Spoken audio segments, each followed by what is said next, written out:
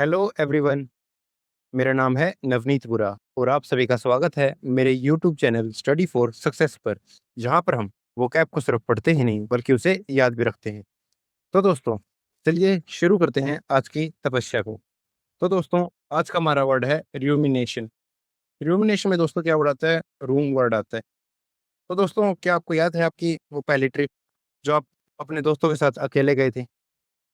तो आपने जाते ही क्या किया था? सबसे पहले आप जाते ही एक होटल पर गए होगे, जहाँ पर आपको रूम बुक करना था। तो कहीं पर आपको आपका मनचाहा कमरा नहीं मिला होगा, कहीं पर आपका बजट नहीं बैठा होगा, कहीं पर हो सकता है कि आप बहुत सारे दोस्त हो, तो आप सभी को एक कमरा नहीं मिला होगा साथ में रहने के लिए। तो आप क्या कर रहे थे? बहुत ज़्यादा सोच-विचार कर रहे थे एक रूम लेने के लिए, ठीक है? ताकि आप सभी एक साथ रह सकें और वो आपके बजट में भी हो। तो र्यूमिनेशन का मतलब क्या होता है? सोच-विचार करना। ठीक है दोस्तों, अब हम इसके सिनोनिम्स के बारे में पढ़ेंगे। तो दोस्तों, हमारा पहला सिनोनिम है मेडिटेट। मेडिटेट में दोस्तों क्या आता है? मेडिटेशन। तो मेडिटेशन का मतलब क्या होता है कि आप ध्यान लगा रहे हो किसी एक चीज़ पर। जैसे भगवान शिव किस पर ध्यान लगाते हैं? जब वो ध्यान करते हैं तो किसके बारे में सोचते हैं? भगवान विष्णु के बारे में। और जब भगवान विष्णु ध्यान लगाते हैं तो वो किसके बारे में सोचते हैं? भगवान शिव के बारे में। ठीक है दोस्तों, इसी तरीके से आप अभी भी क्या कर रहे हो? मेडिटेशन कर रहे हो एक तरीके का। अगर आप इस लेक्चर को पूरा फ़ोकस के साथ देख रहे हो, तो मेडिटेशन का मतलब क्या हो गया? ध्यान लगाना है एक जगह पे, सोच विचार करना है एक जगह पर। नेक्स्ट वर्ड है म्यूज़। म्यूज़ में दोस्तों क्या वर्ड आता है? यूज़। आप जब भी किसी चीज़ का यूज़ करते हो, तो आप पहले उसके बारे में सोच विचार करते हो। जैसे कि आपने चाकू उठाया, तो वो आपको सोचना है कि आपको उससे सब्ज़ी काटनी है या फिर किसी का गला। ठीक है? आपने जिम में डंबल उठाया है, तो आपको सोचना है कि आप उससे बाइसेप की एक्सरसाइज करोगे या फिर ट्राइसेप की या शोल्डर की या चेस्ट की। ठीक है दोस्तों? इसलिए हम किसी भी चीज़ का यूज़ करने से पहले सोच-विचार करते हैं। नेक्स्ट वर्ड है पॉन्डर। पॉन्डर में दोस्तों क्या वर्ड आता है? डर। तो जब आप कोई हॉरर मूवी देखते हो और जब आपको रात को जाग आ गई, तो आप वॉशरूम से आते टाइम उस मूवी के हॉरर सीन्स आते हैं आपके दिमाग में। आप उसके बारे में सोचने लग जाते हो। तो आपको क्या लगने लग जाता है? डर लगने लग जाता है। ठीक है? तो डर कब लगता है? जब हमारे विचार में कोई हॉररेबल सीन आता है। ठीक है? तब हम डरने लग जाते हैं। तो पॉन्डर का मतलब क्या होगा? सोच-विचार करना। तो यहाँ पर 2 इडियम है, च्यू द कड एंड च्यू ओवर। इन दोनों का मतलब भी क्या होता है? सोच-विचार करना। नेक्स्ट वर्ड है कोगीगेट। कोगीगेट में दोस्तों क्या वर्ड आता है? गीता। तो गीता किसने सुनाई थी? भगवान कृष्ण ने सुनाई थी। किसको? अर्जुन को। क्यों सुनाई थी? क्योंकि अर्जुन ना सोच-विचार में पड़ गए थे महाभारत शुरू होने से पहले कि वो कैसे अपने भाइयों को मारेंगे, उनका सामना करेंगे। तो इसलिए उन्होंने उनको भगवान कृष्ण ने गीता का उपदेश दिया था। ठीक है दोस्तों? नेक्स्ट वर्ड है थिंक। थिंक का मतलब तो होता ही है सोचना। नेक्स्ट वर्ड है परपेंड। परपेंड में दोस्तों क्या वर्ड आता है? पेंड। पेंड से का मतलब पेंडिंग। जब कोई काम पेंडिंग रह जाता है, जैसे कि अभी कोई बच्चा तैयारी नहीं कर रहा है, तो वो सोच रहा है कि अभी 4 महीने बाद आएगा, हम बाद में पढ़ेंगे। तो जब 3 महीने रह जाते हैं तब वो फिर से याद करता है कि हाँ, मेरा ये सिलेबस पड़ा है, मुझे तैयारी करनी है। फिर 1 महीना रह जाता है, फिर वो फिर से सोचता है कि अभी मेरा सिलेबस पेंडिंग है, मुझे तैयारी करनी है। मतलब बार-बार उसके मन में वही विचार आ जाता है कि मुझे ये काम करना है, मुझे ये काम करना है। और जो बच्चा कंटिन्यूअसली पढ़ रहा है, तो वो सिलेबस के बारे में नहीं सोचता। क्यों? क्योंकि उसका सिलेबस अच्छे से कवर हो रहा है टाइम टू टाइम। ठीक है दोस्तों? तो परमानेंट का मतलब क्या हो गया? सोच विचार करना। नेक्स्ट होता है कंसीडर। जब आप किसी कोई चीज़ कंसीडर करते हो, तो आप उसे बड़ा सोच समझ कर कंसीडर करते हो। ठीक है? नेक्स्ट वर्ड है ड्वेल ऑन। ड्वेल ऑन का मतलब होता है दोस्तों कि अपने किसी पास्ट के बैड एक्सपीरियंस के बारे में सोच विचार करना। हम सभी का कोई ना कोई बैड एक्सपीरियंस होता है, क्योंकि कभी-कभार जब हमें वो बात याद आ जाती है, तो हमें बड़ा दुःख होता है। तो उस चीज़ के बारे में सोचना, उस एक्सपीरियंस के बारे में सोचना ड्वेल ऑन कहलाता है। नेक्स्ट वर्ड है कंटेम्पलेट। कंटेम्पलेट में दोस्तों क्या वर्ड आता है? टेम्पल। तो हम टेम्पल में जाने से पहले भी सोचते हैं बहुत। जैसे आज मंगलवार है, तो मंगलवार को सोचेंगे कि आज हनुमान के मंदिर जाएँगे। शनिवार है तो शनि के मंदिर जाएँगे। तो टेम्पल जाने से पहले भी हम क्या कर रहे हैं? सोच विचार कर रहे हैं। नेक्स्ट वर्ड है मूल। मूल का मीनिंग होता है दोस्तों कि बहुत ही गहरी सोच विचार में पड़ जाना हो, कि बहुत ज़्यादा डीपली सोचना किसी चीज़ के बारे में। नेक्स्ट वर्ड है ब्रूड। ब्रूड में दोस्तों क्या वर्ड आता है? ब्रो।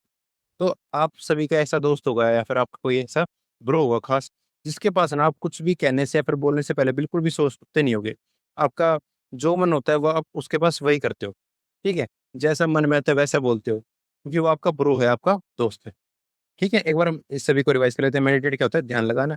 म्यूज, हम किसी चीज को यूज करने से पहले सोचते हैं। पॉन्डर, डर कब लगता है? जब आपके मन में वो हॉरेबल सीन आ जाता है, आप उसके बारे में सोचने लगते हो। च्यू द कड, च्यू और क्या है इडियम, इसका मतलब क्या होता है? सोच विचार करना। गीता का उपदेश भगवान ने अर्जुन को दिया क्योंकि वो पहले सोच विचार कर रहा था कि मुझे अपने भाइयों को मारना है या नहीं। थिंक का मतलब सोचना, पर पेंड, जब कोई काम हम पेंडिंग छोड़ देते हैं, वो हमारे मन में बार बार आता रहता है कि वो अभी वो काम हमें करना है। कंसीडर करते हैं हम किसी चीज को सोच समझ के। डिवेल ऑन किसी नेगेटिव थिंग के बारे में, या फिर जो हमारा जो हमें पास्ट में फील हुई है उसके बारे में सोचना। कंटेम्पलेट, हम टेम्पल में जाने से पहले सोचते हैं मंगलवार को भगवान हनुमान और शनिवार को भगवान शनि के मंदिर में। मूल मतलब कि बहुत ज्यादा डीपली सोचना। ब्रूड का मतलब कि ब्रो, हम एक हमारा खास दोस्त होता है जिसके पास हम कुछ भी सोचते समझते नहीं है, जो मन में आता है वो करते रहते हैं। ठीक है दोस्तों, अब हम इसके एंटोनियम्स के बारे में पढ़ेंगे। तो हमारा पहला एंटोनियम है इग्नोर करना। आप किसी को इग्नोर कर रहे हो, क्यों? क्योंकि आप उसके बारे में सोच ही नहीं रहे हो। ठीक है, क्योंकि आपको उससे बात नहीं करनी। ठीक है, इसलिए आप उस चीज को इग्नोर कर रहे हो। नेक्स्ट वर्ड है रिजेक्ट। किसी ने आपको रिजेक्ट कर दिया, जैसे किसी लड़के ने रिजेक्ट कर दिया, तो अब क्या, वो उसका फाइनल डिसीजन है कि अब वो उसके बारे में नहीं सोचेगा। ठीक है, या फिर उस लड़के ने एक बार भी नहीं सोचा उस लड़के के बारे में, जब उसने रिजेक्ट किया, तो उसके मन में अब उसके बारे में विचार नहीं आएगा। नेक्स्ट वर्ड है डिसमिस।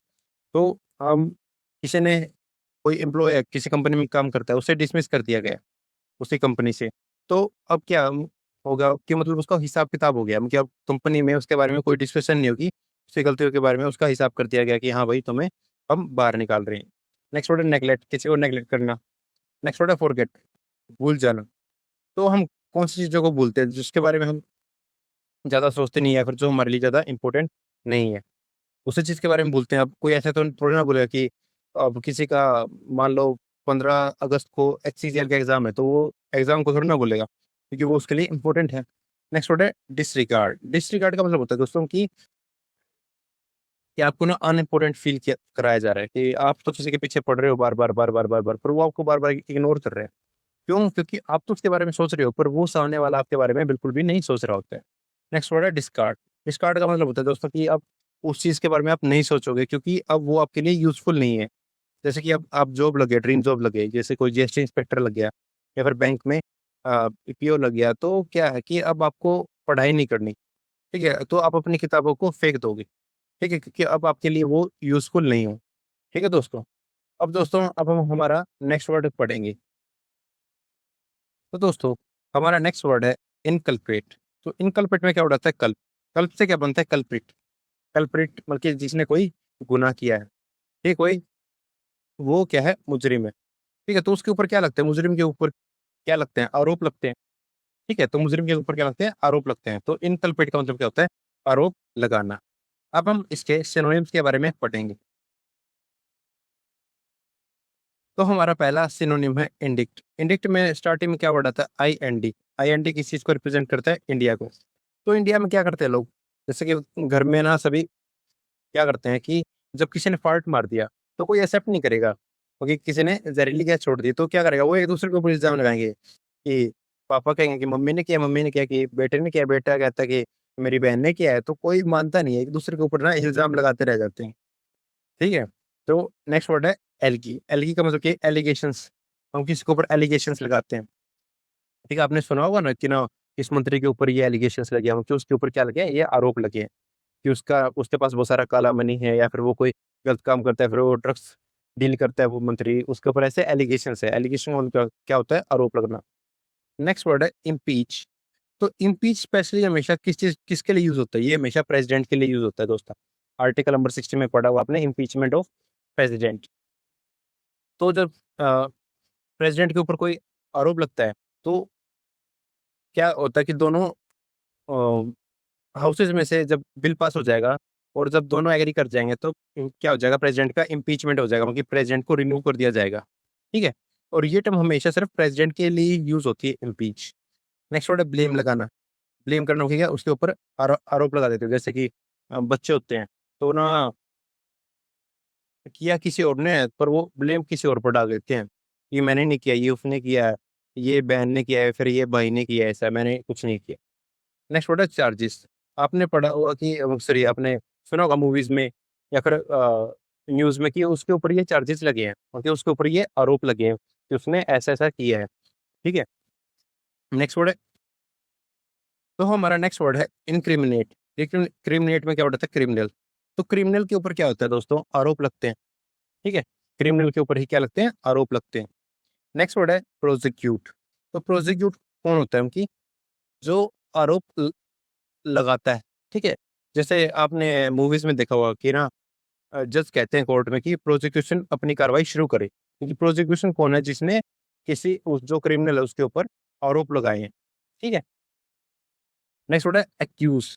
एक्यूज़ होता है दोस्तों कि जब तक जो मुजरिम है उसका जुर्म वो नहीं रहता, प्रूफ नहीं होता था, तब तक हम उसे एक्यूज़ कहेंगे, ठीक है? और जब उसका जुर्म या फिर उसका क्राइम वो हो जाए, प्रूफ हो जाए, तब उसे कन्विक्टेड कहेंगे हम, कन्विक्ट, तब वो मुजरिम करार दे दिया गया उसे, मतलब कि उसे कन्विक्टेड कहेंगे हम, ठीक है? और प्रूफ ना होने से पहले हम क्या कहेंगे? एक्यूज़ कहेंगे। नेक्स्ट वर्ड है अरेगन। अरेगन में दोस्तों इसका मतलब होता है कि ना, जैसे कि फॉर्मली जज पूछते हैं स्टार्टिंग में जब केस स्टार्ट होता है कि ना, क्या आपके ऊपर ये एलिगेशंस लगे हैं, क्या आप इसे कबूल करते हो क्या? ठीक है? आरोपी को कहते हैं, ठीक है? बस उसे फॉर्मेलिटी करने के लिए, ठीक है? नेक्स्ट वर्ड है इम्प्लीकेट। तो आपने मूवीज़ में देखा होगा, जैसे कोई मुजरिम पकड़ा गया है, तो ना जैसे सीआईडी वाले या फिर पुलिस वाले क्या कहते हैं कि ना, ये ना इसके अकेले का काम नहीं हो सकता कि ये सब ये अकेले कर दे। ठीक है? बल्कि उस साजिश में और भी लोग इन्वॉल्व होते हैं। ठीक है? तो इम्प्लीकेट का मतलब क्या होता है कि अभी इसमें और भी लोग इन्वॉल्व हैं, उनके ऊपर आरोप लगाना। ठीक है दोस्तों?